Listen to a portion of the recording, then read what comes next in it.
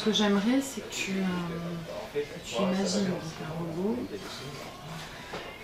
qui partagera ta vie, donc sans aucune contrainte de faisabilité. C'est un peu compliqué ça comme exercice pour moi, mais Oui, je sais. je peux répondre aux questions, mais... D'accord, Ça mais sera peut-être pas le à cas, mon avis, je vais mais- détourner les questions parce que D'accord. je vis déjà tous les jours avec des machines. Dans nos maisons, on a même des robots, on a des machines à laver, on a des voitures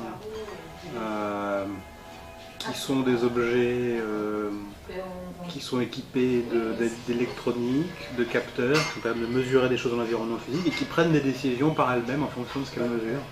C'est la définition des robots. Et donc d'abord, on vit tous les jours avec des robots depuis très longtemps. Et puis la deuxième chose, c'est que, de cette manière, moi mon point de vue, c'est qu'on vit avec des machines depuis très longtemps parce que tous les êtres vivants sont des machines extraordinairement sophistiquées, des machines qu'on est extrêmement loin de comprendre. Quand on dit que ce sont des machines, ça veut simplement dire que ce sont des entités dont le comportement, dont la pensée, dont les émotions sont des propriétés plus ou moins émergentes de la matière qui les constitue. Et en fait, par exemple aujourd'hui, moi j'essaie de construire des machines qui vont partager un petit peu plus de propriétés avec les êtres vivants du quotidien que les machines à laver. Pas forcément parce que j'ai envie de vivre avec des machines plus sophistiquées, mais tout simplement parce que je trouve que c'est un moyen utile de développer notre imagination pour commencer un tout petit peu à comprendre la sophistication et les mystères merveilleux des machines biologiques. Maintenant on vit donc, comme je le disais, presque, ça va avec ce discours, on vit déjà tous les jours avec des machines extraordinaires. Ça s'appelle les humains, mais aussi plein d'autres genres de machines, les animaux, les chats, les chiens, les poissons, les oiseaux, tout ça c'est des machines. Est-ce que pour toi c'est important de lui donner un nom? Ça dépend à qui, à quoi et dans quel contexte. Indépendamment du fait qu'on ait envie ou pas de donner un nom à quelque chose, donner un nom c'est un élément de langage et le langage il est fait pour quoi? Il est fait pour communiquer. Donc si on a besoin de communiquer à propos de cette entité-là, on n'a pas le choix, il faut lui donner un nom.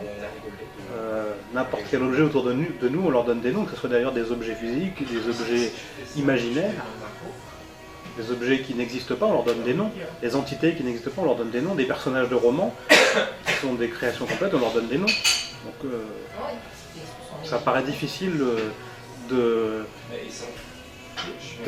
d'interagir avec des entités dans un contexte humain et social sans leur donner de nom. Est-ce que c'est important qu'il soit sexué?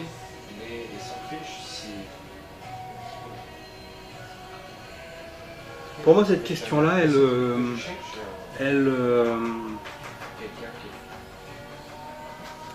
elle dépasse un peu la complexité des questions déjà très difficiles auxquelles j'essaie de réfléchir, qui sont d'utiliser de construire, d'utiliser et d'interagir avec des machines qui nous permettent de un petit peu mieux comprendre l'humain. Et quand on parle effectivement de le rôle de la sexuation entre humains, on tombe tout de suite dans des questions. Quel est le rôle de ça dans la construction des relations sociales, la construction de l'individu, la construction du soi, mais qui sont des notions cognitives extrêmement sophistiquées. Avant d'en être là, il y a des notions beaucoup plus élémentaires qu'on est déjà à des années-lumière de comprendre, qui est comment est-ce que tout simplement on découvre bah, qu'est-ce que c'est que son corps, l'intérieur, l'extérieur, comment est-ce qu'on peut l'utiliser pour se déplacer, pour attraper des objets, comment est-ce qu'on peut comprendre les premiers éléments de langage. Et on va pouvoir peut-être progressivement en arriver à des éléments de développement de personnalité, mais disons que cette question-là de la sexuation, je pense qu'elle est, elle est largement secondaire pendant encore très longtemps par rapport à notre réflexion sur les rapports entre les machines et les humains. Je pense pas que ce soit là qu'il y ait les questions les plus intéressantes. Est-ce que tu le vois plutôt unique? Donc est-ce que c'est un mot qui peut être reproduit à l'identique? Est-ce qu'il est unique à un moment de son développement, son évolution?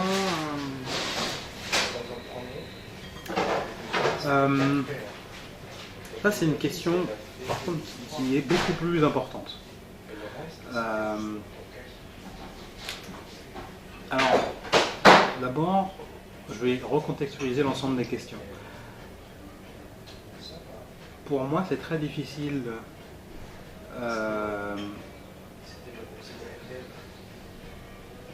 d'imaginer un quotidien avec des machines extraordinaires, un peu humanoïdes, dotées de capacités extraordinaires. D'imaginer des interactions entre ce genre de machine et moi-même, parce que moi je conçois avant tout ces machines-là comme des outils de pensée du vivant. Et moi je suis plutôt dans la posture du constructeur et de l'expérimentateur. Et dans ce contexte-là,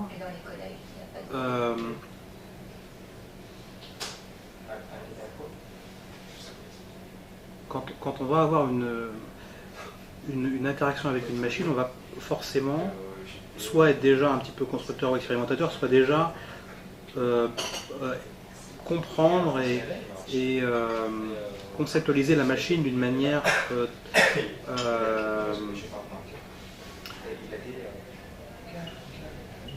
on va déjà avoir beaucoup d'a priori, de connaissances sur la manière dont elle fonctionne véritablement à l'intérieur. Ce qui ne veut pas dire qu'on va pouvoir comprendre tout ce qu'elle va pouvoir faire avec son environnement.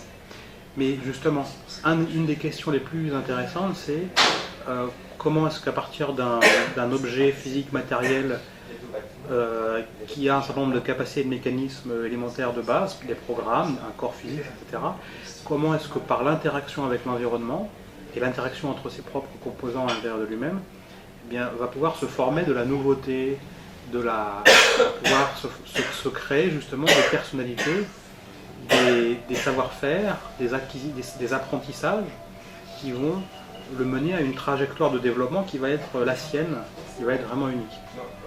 Et le truc, c'est que, en général,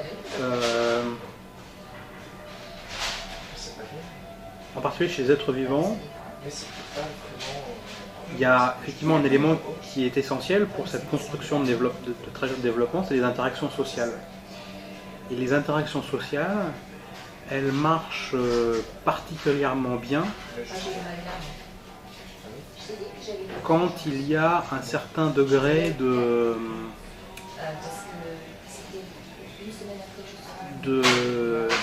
un certain degré d'imaginaire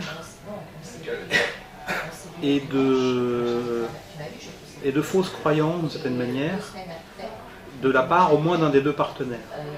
C'est-à-dire par exemple, quand on regarde les adultes d'espèces d'animaux, comme les humains par exemple, qui interagissent avec les plus petits enfants, il y a beaucoup de choses, beaucoup de capacités qu'on va projeter sur l'enfant dès le départ. On va, dès les premiers jours de sa naissance, essayer de communiquer avec lui de manière extrêmement riche. Et sans vraiment qu'on y réfléchisse, on va le faire comme si l'enfant était capable de tout interpréter et de tout comprendre. D'ailleurs, on le sait un petit peu qu'il n'est pas capable de tout comprendre, mais néanmoins on fait comme si, et on le fait spontanément.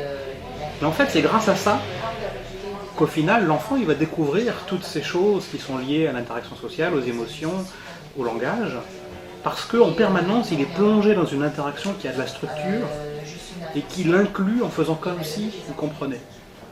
Et au fur et à mesure d'être inclus dans une interaction qui fait comme s'il comprenait, alors il va être capable de découvrir des régularités, de se les approprier, et il y a même de la nouveauté qui va apparaître.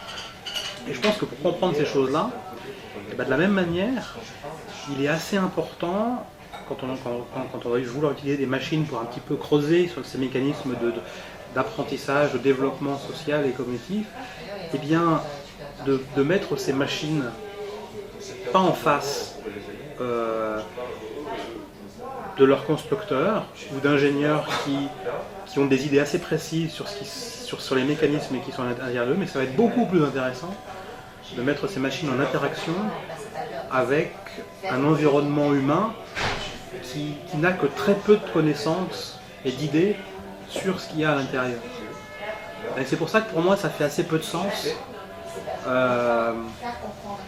d'imaginer interagir avec des machines humanoïdes sophistiquées au quotidien. Ça fait beaucoup plus de sens pour moi d'observer l'interaction de ces machines avec d'autres. Parce que je trouverais ça beaucoup plus intéressant, j'apprendrai plus et je pense que du coup, en tant que scientifique, j'y trouverais un intérêt. Je pense que c'est intéressant d'avoir travaillé plutôt avec un roman qui soit monolithique, d'avoir au contraire plusieurs entités potentiellement à des endroits, d'espaces différents qui communiquent entre elles. De manière générale, le corps et des propriétés physiques, géométriques, visuelles, il a une importance très importante, pas très grande, sur la découverte de nouveaux savoir-faire comportementaux, de nouveaux savoir-faire moteurs, mais aussi de la manière de construire des interactions sociales.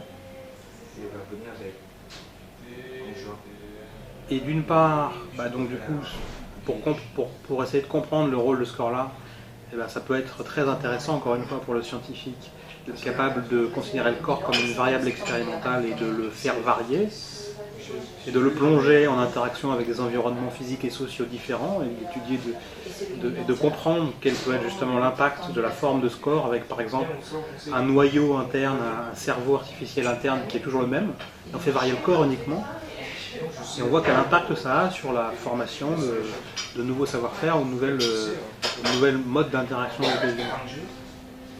Moi je pense que c'est intrinsèquement important qu'il y ait une diversité des corps chez les robots.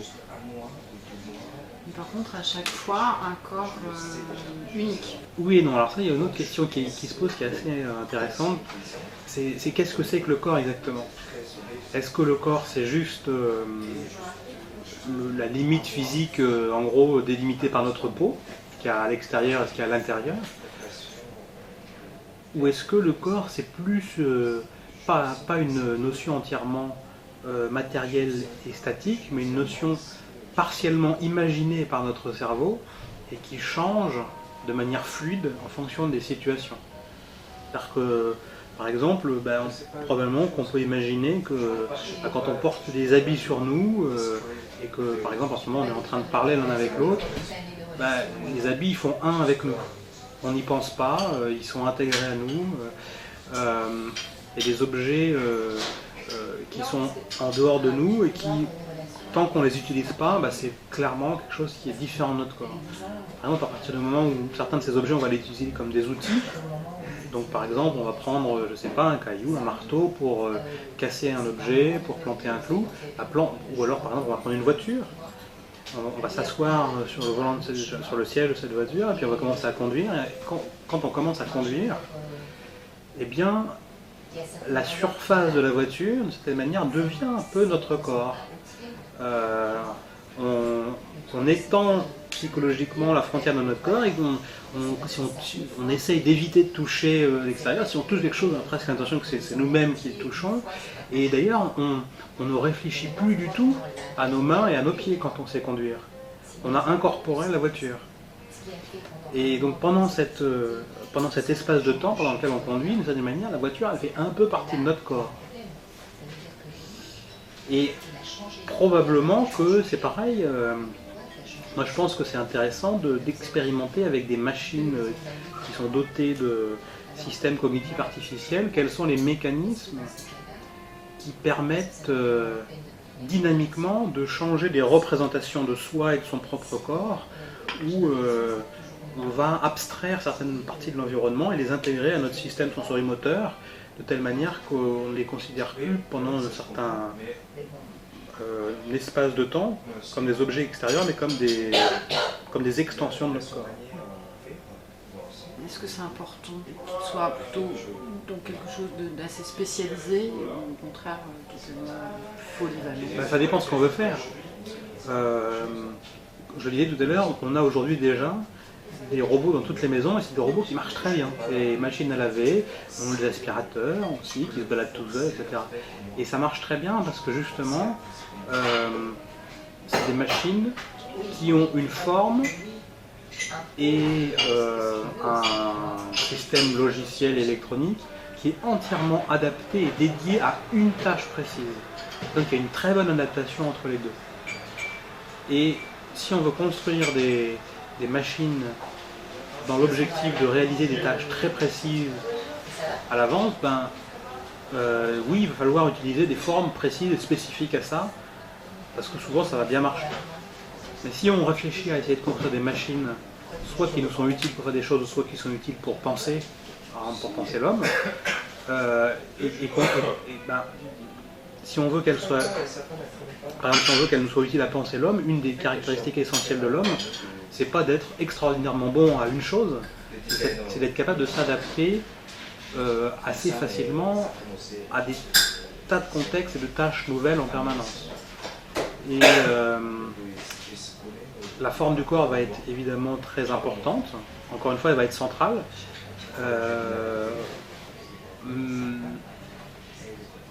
Et probablement d'ailleurs que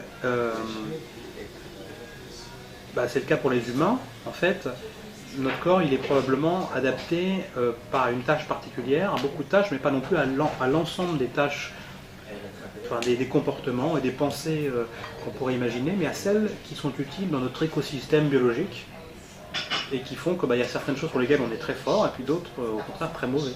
D'ailleurs, aujourd'hui, il y a un certain nombre de machines qui sont capables de faire des choses très bien pour lesquelles les hommes ne sont pas bons du tout. Et ces machines ont été construites dans des écosystèmes très différents.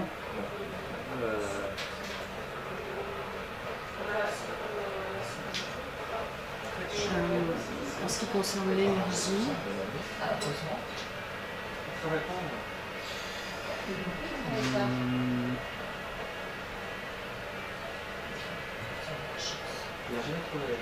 il y a plusieurs questions autour de l'énergie. D'abord,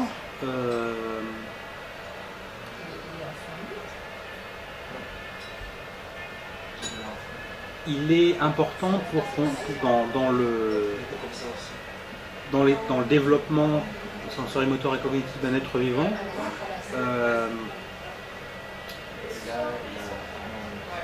qu'il se passe sous l'action d'un certain nombre de ce que l'on pourrait entre guillemets appeler des motivations.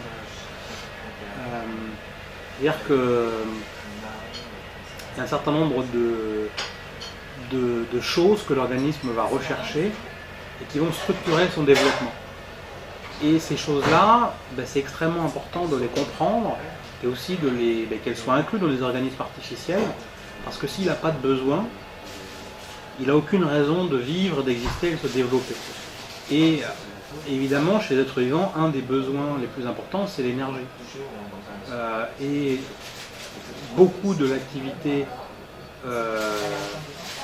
des animaux consiste à trouver à manger pour survivre. Et je dirais que donc pour, par exemple, encore une fois, essayer de, quand on réfléchit à l'utilisation des robots comme des outils pour penser le développement de l'homme et les interactions sociales, ben, ça va être aussi essentiel qu'il ait un mode énergétique dans lequel il va non seulement chercher de pouvoir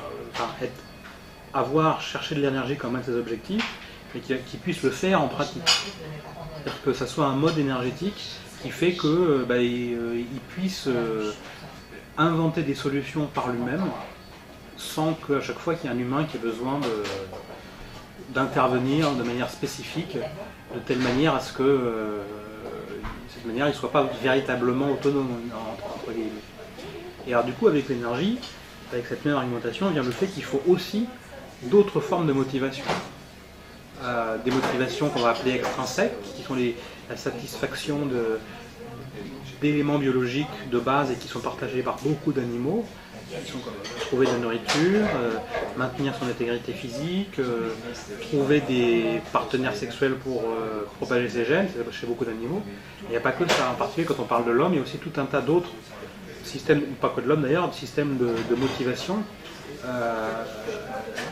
qui sont en particulier liés à ce qu'on appelle les motivations intrinsèques, et qui sont un ensemble de mécanismes cérébraux qui vont par exemple nous pousser par entre guillemets curiosité à explorer des activités nouvelles, à faire des choses pour le plaisir d'apprendre, et pour lesquelles on commence à avoir d'ailleurs des idées aujourd'hui sur les raisons évolutionnaires qui ont fait apparaître ces mécanismes-là, qui peuvent avoir un rôle très important dans le développement de l'individu. Et c'est pareil, ces choses-là, c'est des éléments très très importants à considérer dans l'architecture cognitive et émotionnelle de la machine, parce que c'est ça qui va faire, qui va diriger son existence d'une certaine manière. Quel type de relation avec les humains? De manière générale, il y a plusieurs types de relations. La question de raconter des histoires. De manière générale, il y a plusieurs types de relations qui existent déjà aujourd'hui. Je pense qu'à peu près toutes les relations qui existent entre les robots et les humains, elles existent sous une forme ou une autre déjà aujourd'hui. Probablement la plus ancienne, et encore c'est même pas sûr, c'est celle du robot comme un outil très sophistiqué qui va nous permettre de faire des tâches particulières et qui au départ d'ailleurs n'est pas là pour aider l'individu mais plutôt là pour aider l'industrie, l'usine, la grosse structure.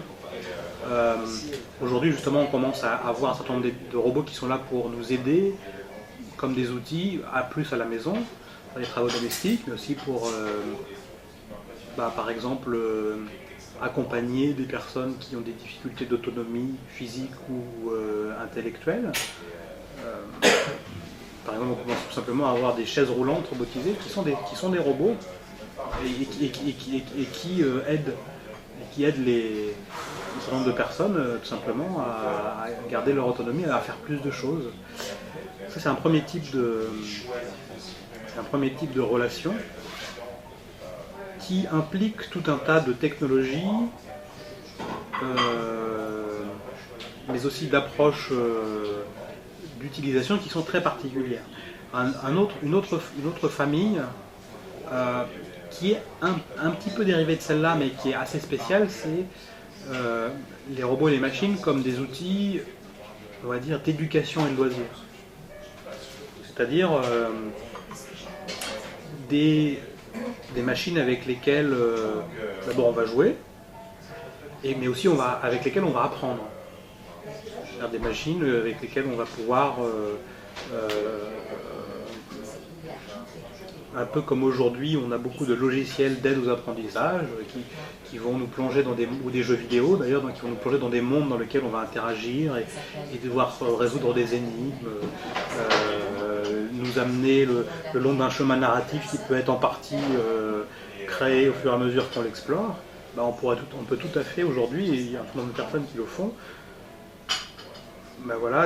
avoir des machines ludiques et éducatives, mais qui ne soient pas dans un monde virtuel, mais qui soient dans le monde physique.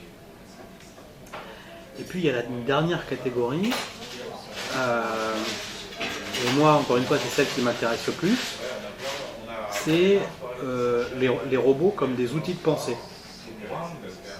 C'est-à-dire, d'une certaine manière, les robots comme un langage d'un type un petit peu nouveau qui permet de à la fois formuler des questions à propos de l'homme en particulier d'une manière un petit peu nouvelle et après de les expérimenter et qui sont d'une certaine manière pas sans rapport avec les langages qui sont développés par les artistes. Parce qu'une grande partie du travail de beaucoup d'artistes consiste à essayer d'inventer des représentations nouvelles qui vont nous permettre d'observer des phénomènes du quotidien d'un œil nouveau afin d'en découvrir des facettes qu'on ne voyait plus à force d'être à côté ou qu'on n'avait jamais encore vues. Parmi les langages, il y en a plein qui ont été inventés par les artistes, des langages visuels, des langages musicaux. Certains d'entre eux, par exemple, c'est la sculpture, on construit des objets physiques, ou la danse, qui sont les spectacles vivants, qui sont des objets physiques qui sont mis en mouvement et qui servent à développer notre intuition et notre manière de représenter un certain nombre de questions qui nous permet d'avoir un décalage par rapport à notre vision quotidienne. Et d'une certaine manière, avec d'autres méthodes de développement et d'autres méthodes d'évaluation, mais le type de robotique dont je parle, il est assez similaire. C'est-à-dire qu'on va utiliser les robots comme des outils expérimentaux, à la fois scientifiques et donc du coup philosophiques en certaine manière, qu'on peut voir un petit peu comme des sortes de sculptures vivantes animées à l'intérieur desquelles il va y avoir un certain nombre de mécanismes et qu'on va mettre en interaction avec un environnement physique et social et humain et qui va permettre d'exprimer alors d'abord avant d'apporter des réponses, quelque chose qui est très important, c'est que c'est une manière de poser des questions. Quand on parle de l'homme, ça veut dire qu'on parle de choses comme le langage, les émotions, la conscience, le soi, le non-soi, qui sont des choses sur lesquelles les intellectuels, les philosophes, les artistes réfléchissent depuis plusieurs millénaires maintenant, mais pour lesquels il n'y a pas eu des progrès majeurs qui ont été faits depuis justement même plusieurs millénaires. Une des raisons étant que ce sont des mots dont le sens n'est pas encore totalement partagé.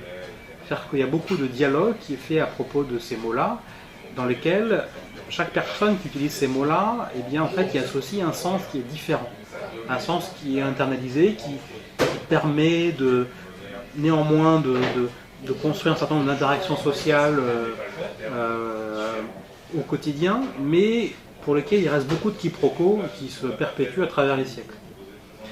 Et justement, une des idées de la robotique, c'est de dire, écoutez, nous on va faire cette activité dans laquelle on va construire des machines incarnées, on va les doter de certains des mécanismes, on va les mettre en interaction avec le monde physique, on va observer ce qui se passe, et puis là on pourra mettre sur la table à la fois les mécanismes internes, ce qu'on a observé, et puis là on va pouvoir se poser la question, par exemple, est-ce que là ce qui se passe, est-ce qu'on est d'accord, est-ce que c'est intéressant d'appeler ça émotion par exemple?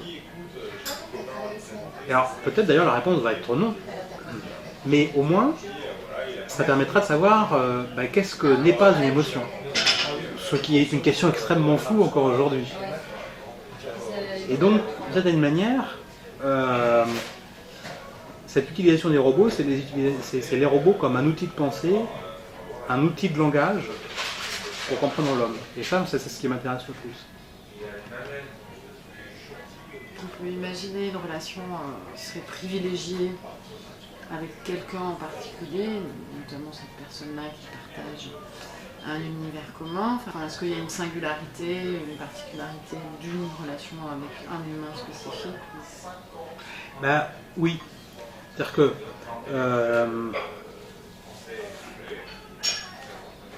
comme je disais tout à l'heure, ce qui est intéressant dans les mécanismes du développement cognitif, émotionnel et social, c'est qu'il y a une partie de ce développement qui est créée lors des interactions sociales et qui se joue à plusieurs. C'est-à-dire qu'on va en permanence co-construire des représentations et des comportements avec l'autre, dans des relations symétriques ou asymétriques d'ailleurs. Et par exemple, si on parle d'un humain qui interagit avec un robot capable d'apprendre, de se développer en fonction de ses interactions, eh bien, ces interactions vont dépendre de ce que l'humain va lui proposer, mais ce que l'humain va lui proposer va dépendre de ce que le robot a fait dans le passé. Et donc va se créer une boucle dans laquelle, tout d'un coup, si on remplace l'humain qui a interagi avec ce robot-là jusqu'à maintenant par un autre humain, eh bien, qui n'a jamais vu le robot, qui n'a jamais interagi avec lui, eh bien, il va y avoir un souci parce que probablement qu'il y a un certain nombre des structures de communication, par exemple, qui ont été construites entre les deux, qui ne sont pas connues par l'humain, et qui en plus, en général, dans ce cas-là, peut-être on peut imaginer comme c'est entre un humain et un robot, ça va être des structures de communication qui vont être pas forcément les mêmes que celles que l'humain utilise avec les autres humains. Et donc, du coup, ça va y avoir une non-interchangeabilité des participants à l'interaction. Est-ce que c'est intéressant qu'il ait une relation avec d'autres robots? Et dans ces cas-là, est-ce que cette relation avec d'autres robots, elle est différente de celle qu'il a avec les humains? Alors, c'est intéressant effectivement de considérer la possibilité que les robots aient des interactions entre eux, parce que, effectivement, comme on le disait tout à l'heure, quelque chose qui est très important, c'est l'interaction entre les mécanismes d'exploration spontanée et autonome, par exemple la curiosité, et les mécanismes d'apprentissage social, par exemple l'imitation. Et quand on a plusieurs robots qui apprennent et explorent en même temps, d'une part ça démultiplie les capacités que chacun découvre des choses que les autres n'ont pas déjà découvertes et donc ils puissent se les transmettre pour les apprendre plus rapidement. Et puis l'interaction sociale, comme je l'ai dit tout à l'heure, c'est aussi un réservoir d'innovation.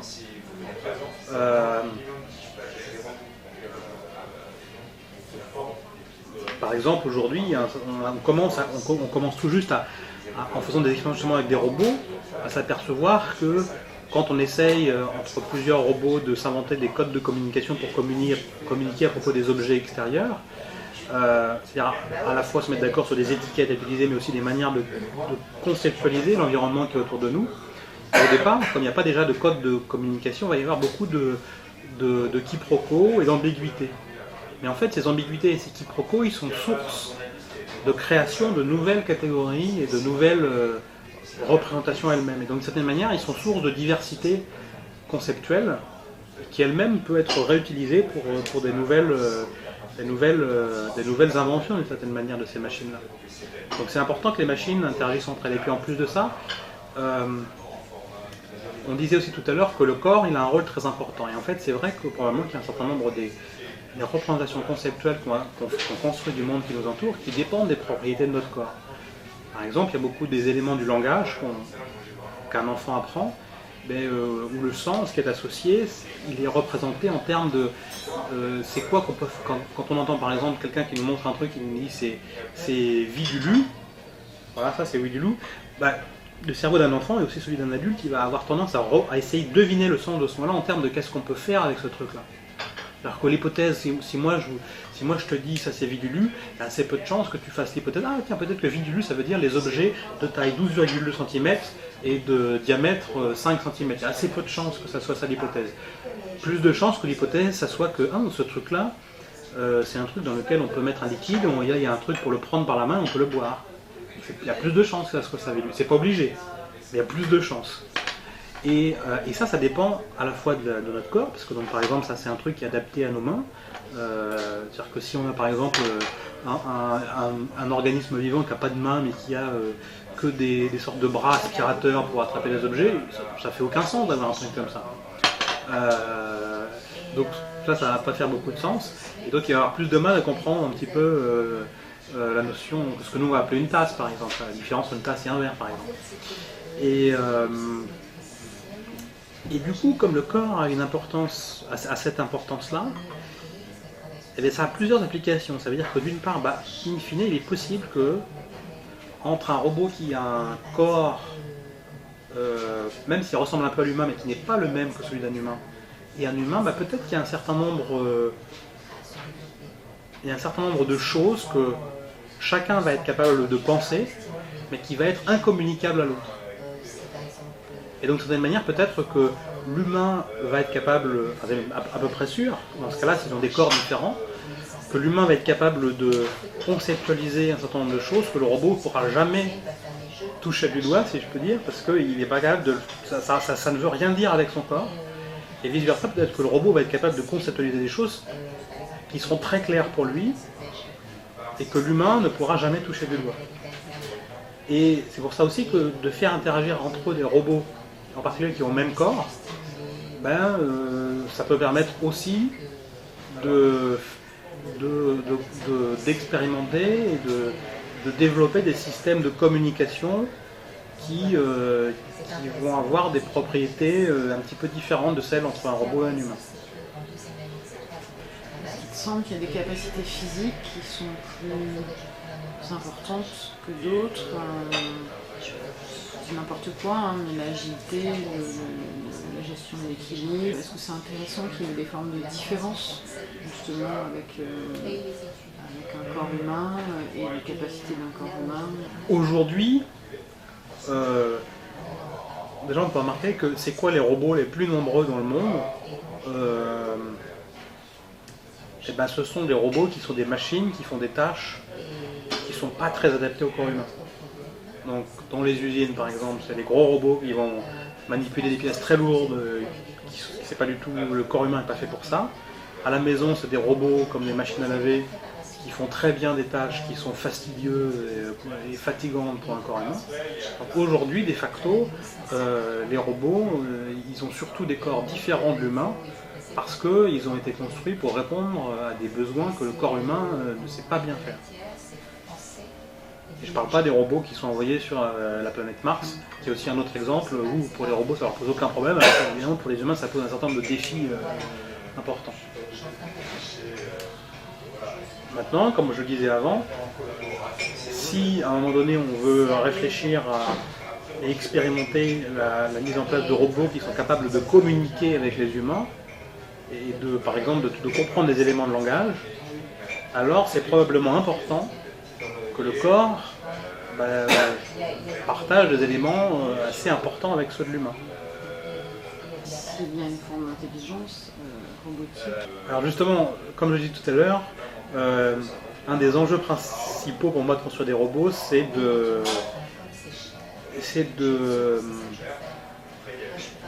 d'explorer plus avant un certain nombre de mécanismes du vivant sans se laisser flouer par des mots de la langue de tous les jours ou de la langue philosophique qu'on ne comprend pas vraiment. Et intelligence, ça fait partie de ces mots-là.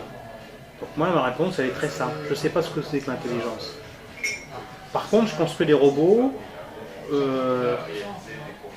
dont je pense qu'ils nous font bien avancer sur la compréhension d'un certain nombre de mécanismes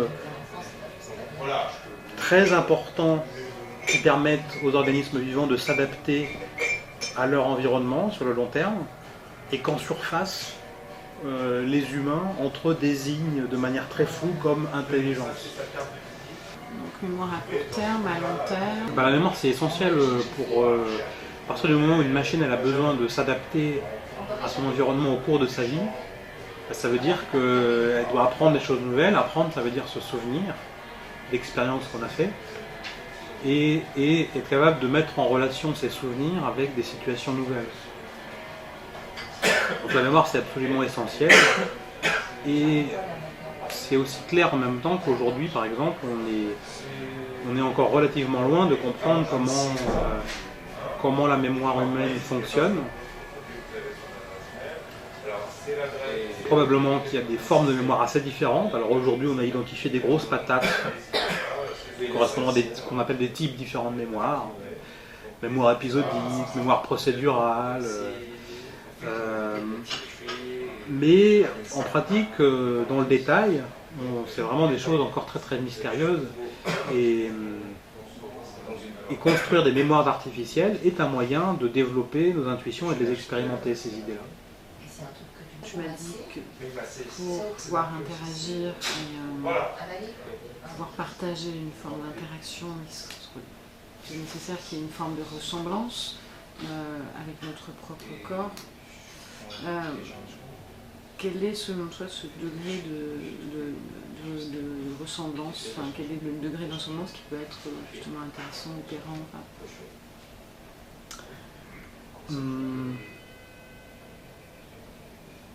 Probablement que effectivement, parce que la ressemblance, elle est quand on parle de ressemblance,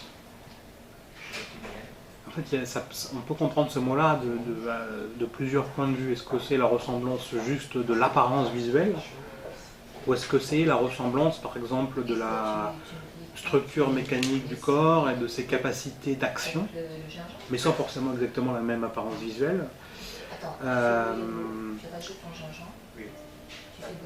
Ce qui semble le plus très clair aujourd'hui, c'est que pour justement mettre en place des dynamiques d'interaction intéressantes entre des machines et des humains, c'est quand même important que la machine ait un répertoire d'action qui puisse se rapporter à celui de l'humain. Donc être capable de manipuler un peu les objets de la même manière, par exemple. Qu'il ait certains outils pour exprimer son état interne qui soient un peu interprétables au moins par l'humain. Donc par exemple avoir des yeux, un visage qui permet de comprendre un petit peu la direction du regard, l'attention.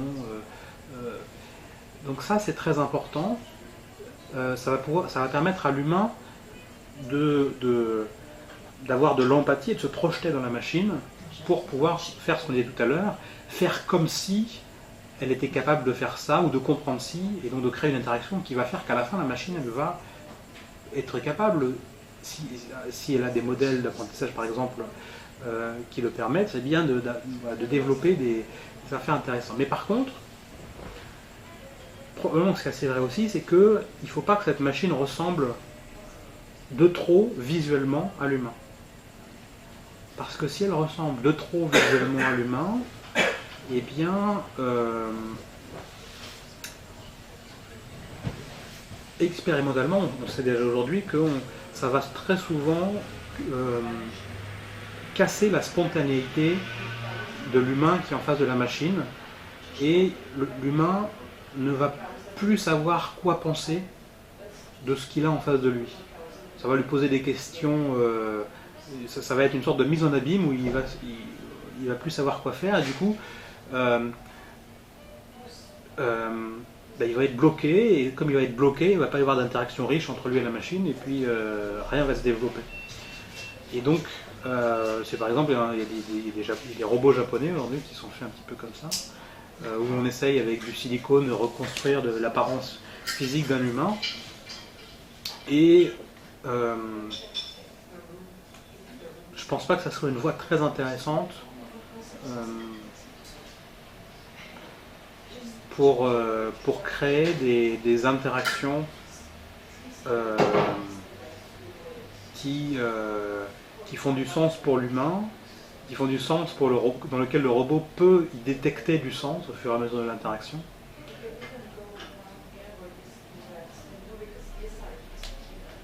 Donc ouais, c'est pas une bonne idée d'essayer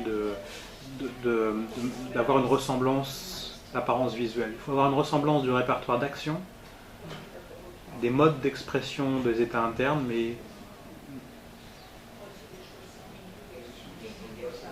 d'autres types de ressemblances sont plus embêtants. Est-ce qu'il y aurait une représentation qui te semble plus intéressante qu'une autre, ou alors en fait ce serait intéressant qu'il y ait justement possibilité qu'il y ait plusieurs formes possibles? Est-ce qu'il y en a une qui pour toi non, résonne plus qu'une autre? Non, parce que je pense que si je disais qu'il y en avait une, ça voudrait dire soit que je suis fou, soit qu'on a résolu tous les problèmes compliqués de compréhension de ce que c'est que l'homme, et qui sont des problèmes, à mon avis, qu'on mettra encore des siècles et des siècles à réfléchir. Donc non, je pense que personne ne sait. Est-ce qu'il te semble important qu'il ait une capacité de vision, d'entendre, de percevoir les odeurs, les goûts, d'autres choses, de l'environnement? Plus sa capacité d'action et de perception aura des correspondances avec celle de l'humain, plus ça sera facile d'établir une communication. Maintenant, si l'objectif, s'il n'y a pas de communication à établir et qu'on s'intéresse à autre chose, il n'y a pas du tout de raison que les modes d'action et de perception qui ressemblent à ceux de l'humain. Il y a plein d'animaux qui vivent très bien leur vie sans avoir Dieu, sans avoir l'ouïe, sans avoir, enfin bref, et qui ont de tas d'autres choses qu'on n'a pas. Est-ce qu'il y a quelque chose que tu as envie d'ajouter là-dessus, notamment en ce qui concerne la peau? La peau est importante, pas pour l'apparence, je pense, visuelle, mais pour son aspect tactile. C'est-à-dire que les interactions physiques entre des gens qui interagissent socialement, par exemple chez les humains entre des parents et des enfants, elles sont très importantes. Et probablement qu'effectivement la capacité d'interagir physiquement entre un humain et un robot, ça ouvre beaucoup de possibilités de communication d'abord. Et la peau, ça peut être un élément qui à la fois permet à l'homme d'avoir une sensation particulière qui va du coup évoquer chez lui un comportement autour qui va être structuré de manière particulière. Et puis pour le robot, ça peut être aussi une manière, si la peau elle est équipée de capteurs, d'obtenir des informations de contact physique avec l'humain. Est-ce que c'est important qu'il ait une forme de muscle et une forme de pilosité? Les muscles et la pilosité, c'est deux choses assez différentes. Parce que les muscles, c'est lié à la question de comment on fait bouger son corps.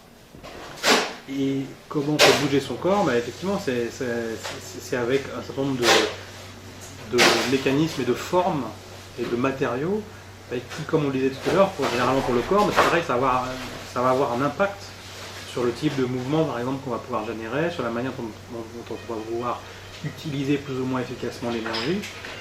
Et donc ça va avoir un impact sur le comportement qu'on va avoir et aussi sur les interactions qu'on va avoir avec, pas seulement le monde physique, mais social aussi. Donc oui, la structure des muscles, d'ailleurs c'est aujourd'hui un sujet très actif de recherche, de comprendre, pour les robots, les muscles on appelle ça des actuateurs, et comment quelles sont les différentes dimensions et les avantages et les inconvénients de tel ou tel type d'actuateur.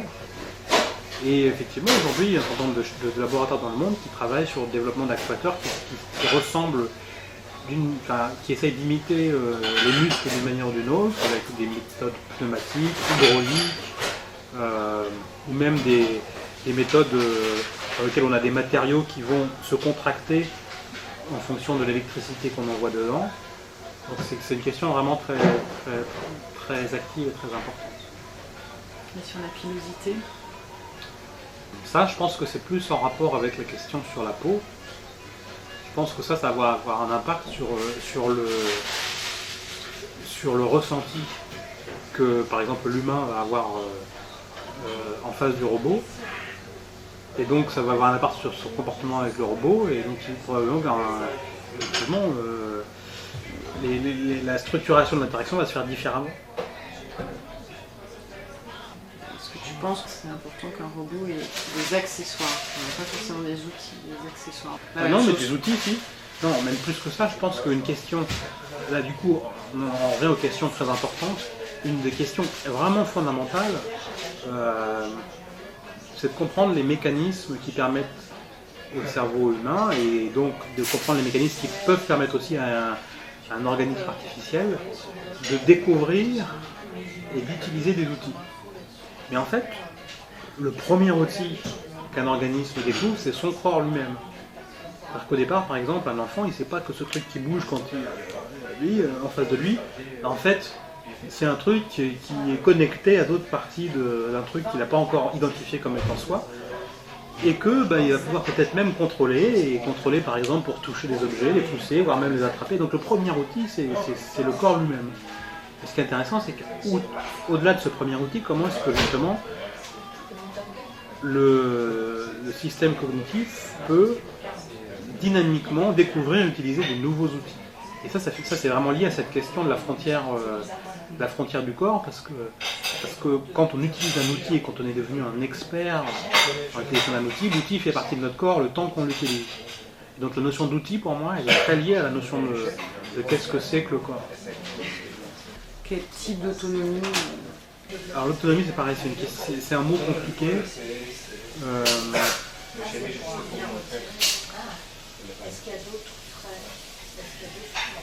Et c'est un mot... Alors d'une part, selon la perspective à partir de laquelle on le prononce, il est associé à des choses très différentes. Si on prononce ce mot-là depuis la perspective, on va dire, de l'ingénieur, un système robotique et autonome, c'est un système qui va faire... qui va par exemple être autonome énergétiquement, c'est-à-dire qu'il ne va pas avoir besoin qu'un humain vienne lui remettre de l'essence pour continuer à fonctionner. Donc par exemple, c'est un système qui va avoir des panneaux solaires. Ça va être un système qui va être capable de prendre des décisions sans avoir besoin qu'un humain appuie sur un bouton. Donc ça va vouloir dire ça, autonome. Et maintenant, quand on prend une perspective plus biologique, c'est une notion qui est beaucoup plus compliquée.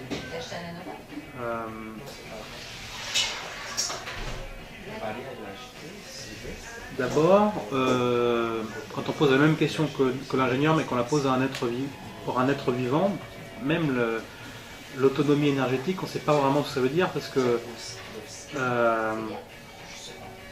par exemple, les êtres vivants, pour trouver de l'énergie, ils ont besoin des autres êtres vivants. La plupart du temps, ils mangent d'autres êtres vivants. Et donc, qu'est-ce que ça veut dire être autonome? Si ces autres êtres vivants disparaissent, du coup, on n'a plus d'énergie.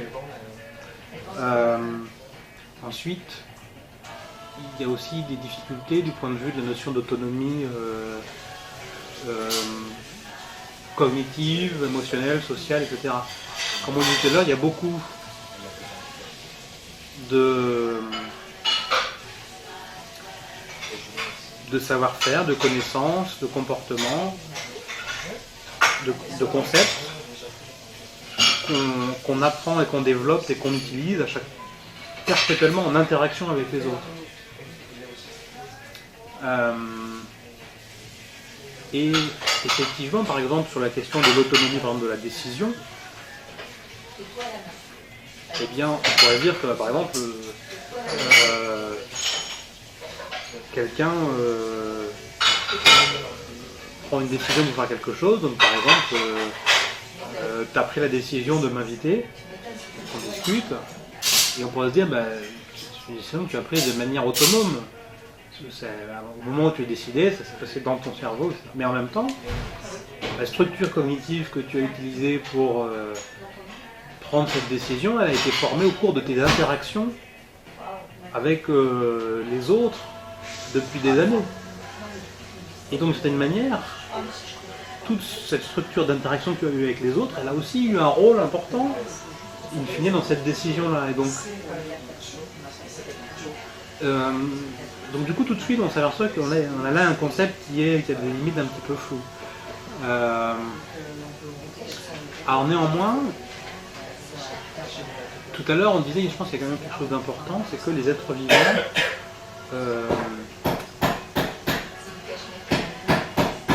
et ça doit probablement aussi être le cas pour des robots qui sont capables de se développer, d'interagir et de s'adapter tout au long de la vie avec des humains, eh bien c'est important qu'ils aient un certain nombre de structures internes qui les guident dans leur vie et dans leur exploration du monde, et qui vont être des structures typiquement motivationnelles, qui vont, entre guillemets, dire au corps et au cerveau, c'est ça que tu dois essayer de maximiser. Qui peuvent aller de choses les plus simples comme la recherche de nourriture, à des choses un petit peu plus, ou beaucoup plus sophistiquées comme par exemple le fait de chercher de l'information, de la surprise, qui fait aussi partie des choses que sûrement notre cerveau possède, à un certain nombre de systèmes motivationnels qui ont été acquis au cours de notre expérience et qui, par exemple, peut-être on s'est aperçu que y a un certain nombre d'activités qui sont très utiles pour obtenir de l'information, pour obtenir de la nourriture, et elles deviennent associées à des émotions positives, et au bout d'un moment, ce truc-là s'autonomise à l'intérieur de notre système motivationnel. C'est-à-dire qu'on se met à aimer pratiquer ces choses-là, et ça devient un but, un élément qui guide notre vie et notre exploration du monde, de manière presque indépendante, et qui n'était pas là au départ, mais qui a été créé. Et donc, cette structuration de la manière dont notre cerveau va choisir ses actions et choisir des buts intermédiaires pour satisfaire ses motivations d'une certaine manière, ça c'est peut-être un angle intéressant par lequel aborder cette notion d'autonomie.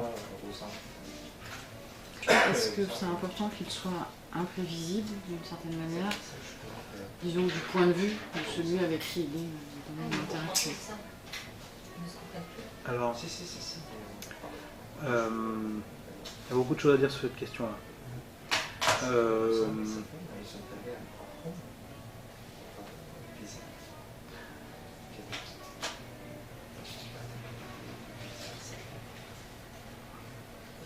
Peut-être une des choses les plus saillantes par rapport à ce qu'on vient de dire, c'est justement que pour développer des interactions entre des humains ou un humain et une machine, il faut que cette interaction elle satisfasse un certain nombre de motivations, qu'elle soit intéressante pour l'un et pour l'autre. Et justement, comme on le disait, chez l'humain en particulier, il y a un certain nombre des structures de notre cerveau qui nous poussent à nous intéresser à un certain nombre d'activités, pas parce que ça va nous apporter de la nourriture, de la reconnaissance sociale, etc., mais tout simplement parce que on y apprend des choses et le fait de gagner de l'information en soi-même est intrinsèquement récompensé. Et probablement que, du coup, pour créer des interactions entre un humain et un robot sur le long terme qui soient intéressantes, c'est probablement cette direction-là, du point de vue du système motivationnel de l'humain, qui va être importante, et donc il faut que, sur le long terme, le robot soit source de programmes d'apprentissage. Et pour être source de programmes d'apprentissage, ça veut dire quoi? Ça veut dire qu'il faut que perpétuellement, il y ait des structures qu'on ne comprend pas, mais qu'on va mieux comprendre en continuant l'interaction. Et donc ça veut dire par définition que il est absolument nécessaire que la machine soit imprévisible. Alors, pas totalement imprévisible, justement. Si elle est totalement imprévisible, ça ne va pas être intéressant du tout. Ce qui va être intéressant, c'est quand la machine, elle va être, à un moment donné, selon un certain point de vue, imprévisible, dans le sens, pas dans le sens, elle fait des choses au hasard, on va interagir avec elle, alors on va la comprendre de mieux en mieux. Et c'est ça qui va la rendre intéressante. Et de même manière, ça va être très intéressant aussi, et nous on travaille justement sur ces questions-là, d'essayer de mettre en œuvre ces mécanismes de curiosité et de motivation intrinsèque dans les machines elles-mêmes, pour qu'elles-mêmes participent à l'interaction, en cherchant des modes d'interaction dans lesquels elles vont elles-mêmes apprendre et gagner en information. Donc dans lequel en fait la machine va être comme un petit scientifique, qui va regarder l'humain comme quelque chose de nouveau et à comprendre, et qui va essayer de faire des expériences avec lui pour mieux le comprendre. Et à mon avis, c'est ce couplage entre deux entités curieuses qui essayent de se comprendre l'un et l'autre qui va créer une richesse d'interaction et qui va, sur le long terme, faire que ça va être intéressant. Est-ce que la question de l'altération te semble importante ou pas? Altération ou changement? Dans le mot altération, il y a intervention extérieure volontaire ou accident. Parce que par exemple, le fait d'avoir son corps qui change au cours du temps, ça peut être, c'est une question qui est très intéressante parce que d'avoir un corps qui par exemple grandit, dans lequel il y a des nouveaux éléments de perception, des nouveaux éléments d'action physique qui apparaissent, ça peut être très intéressant parce que ça peut permettre, par exemple, au début d'avoir un système qui a un corps relativement simple, qui va faciliter sa découverte en tant qu'outil.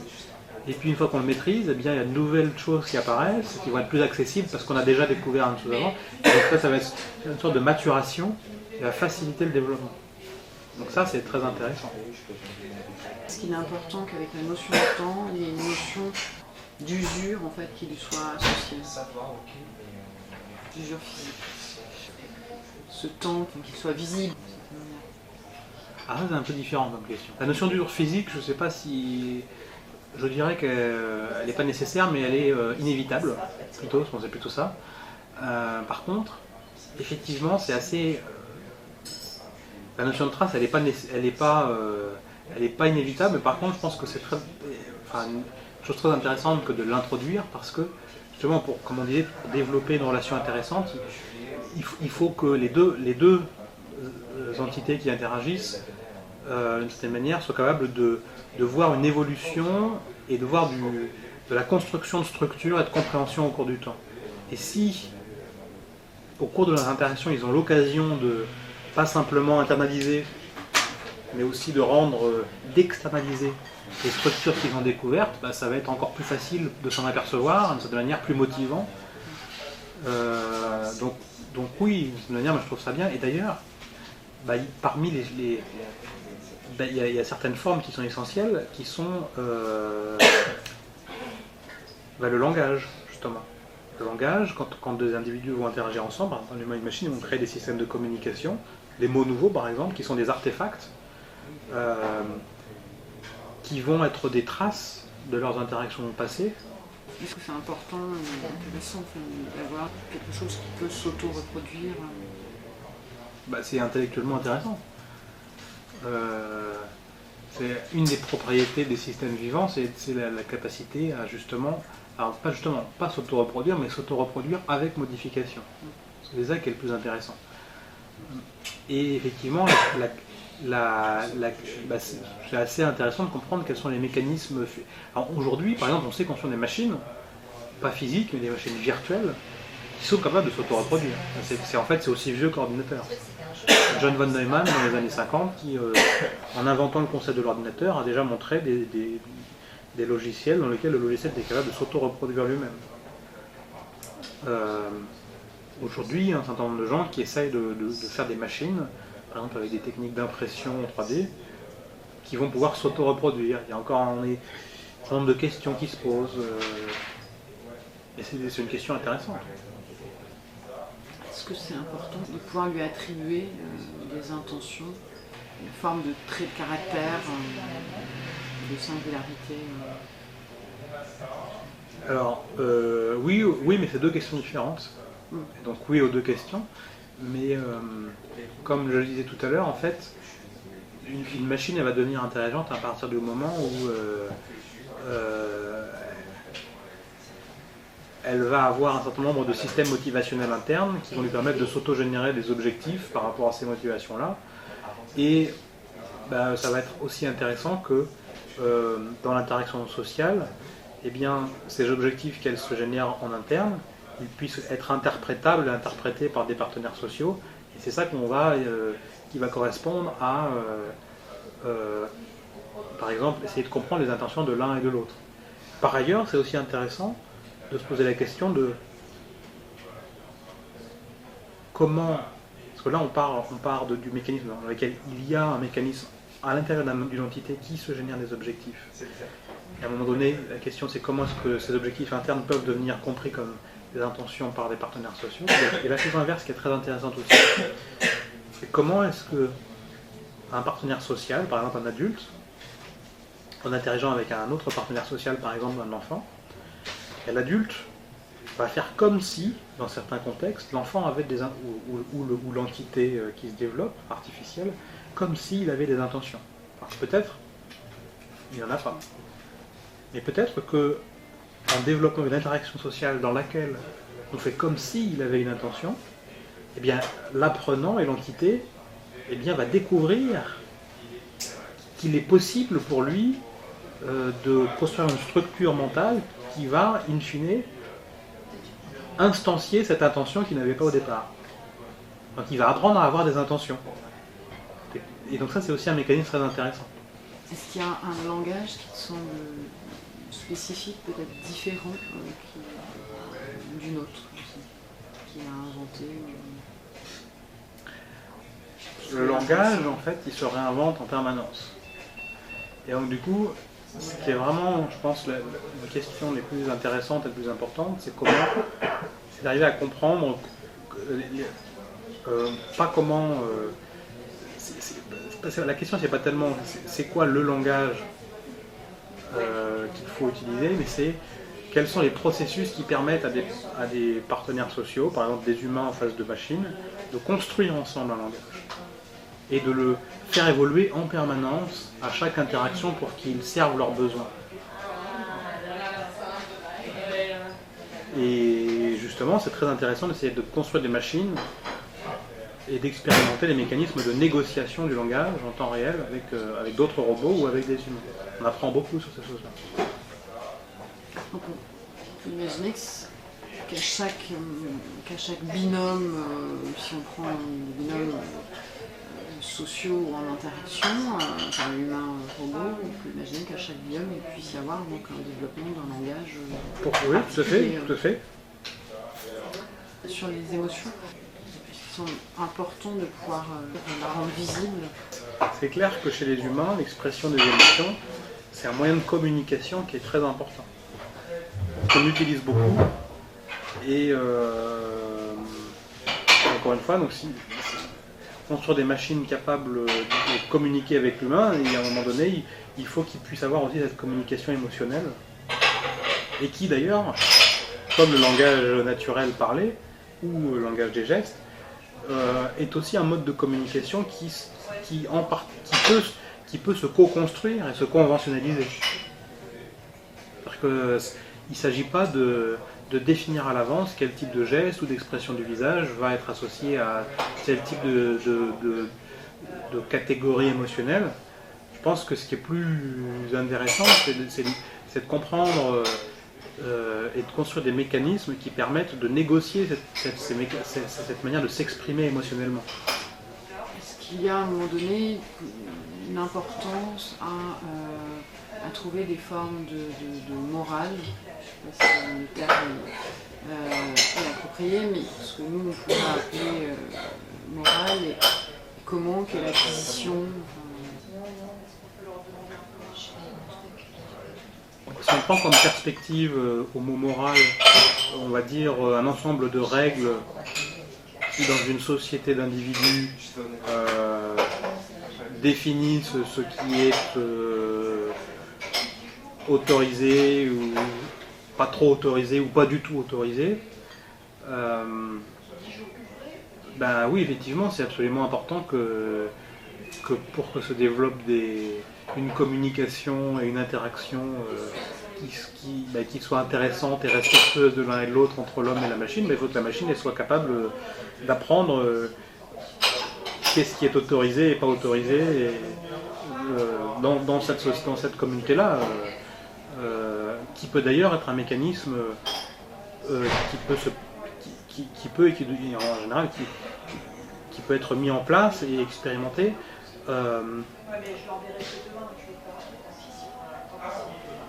sur des apprentissages relativement simples et bien avant que l'apprenant artificiel, par exemple, ne puisse conceptualiser la notion même de morale.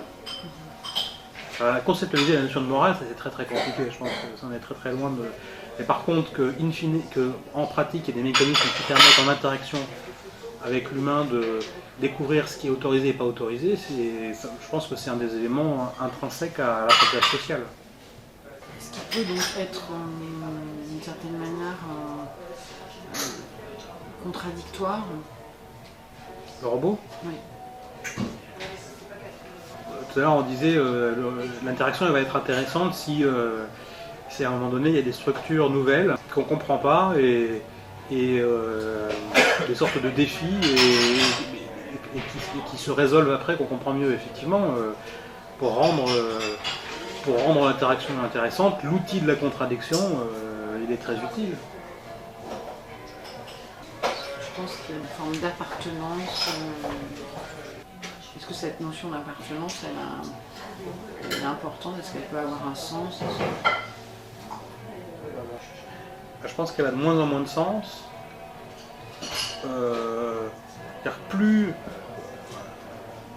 Plus on passe de l'univers des machines et des robots qui sont des outils assez sophistiqués pour faire des tâches particulières qui vont être utiles à notre quotidien, plus on va de là vers des machines qui sont des outils de pensée, des entités avec lesquelles on va avoir des interactions sociales, plus je pense que cette notion d'appartenance a moins de sens. Une forme de sensibilité artistique. C'est vrai que c'est une question assez compliquée parce que déjà la notion de sensibilité artistique elle est pas si vieille que ça chez les humains et puis elle a beaucoup changé de sens au cours des époques et donc c'est en grande partie une invention culturelle.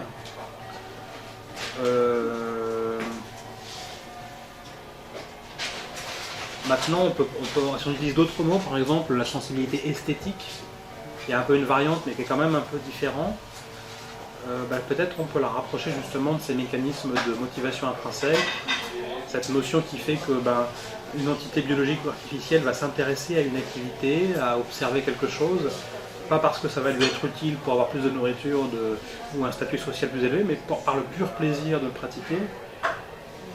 Parce que par exemple, il va être capable d'y détecter une structure qui tout d'un coup lui permet de voir le monde d'une autre manière. Et peut-être que là, effectivement, par certaines dimensions, on touche à quelque chose qui a rapport avec ce qu'on appelle la sensibilité esthétique chez l'humain. Est-ce que ça te semble important qu'il ait une forme de langage proche d'un langage justement artistique? Est-ce qu'on peut imaginer qu'il ait des formes d'expression de cet ordre-là? Alors, ce qu'on peut imaginer, ce qu'on expérimente déjà aujourd'hui, c'est qu'effectivement les machines inventent, créent, négocient un nouveau système de communication.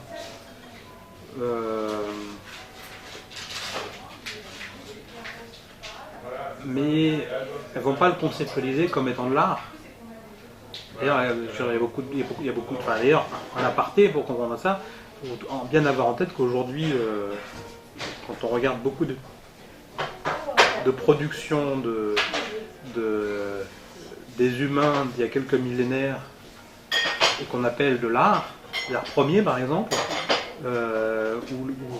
ou alors des arts premiers, donc c'est plutôt des objets qui sont construits par des sociétés qui existent toujours mais qui sont assez peu connectés à notre monde moderne, que nous on va appeler des œuvres d'art, ou alors des œuvres par exemple comme les peintures sur les grottes préhistoriques qu'on va avoir tendance à appeler des œuvres d'art, mais pour eux c'est pas du tout conceptualisé d'une manière qui est très proche de ce que nous on appelle l'art. Donc je pense que tout à fait, clairement aujourd'hui il y a beaucoup de machines qui produisent des choses qui sont des représentations nouvelles et originales du monde, si c'était un humain qui l'avait fait, on pourrait tout à fait appeler ça de l'art, sauf que là c'est des machines. Maintenant, est-ce qu'on peut appeler ça de l'art? On peut, c'est une convention culturelle, on fait ce qu'on veut. Voilà. Merci.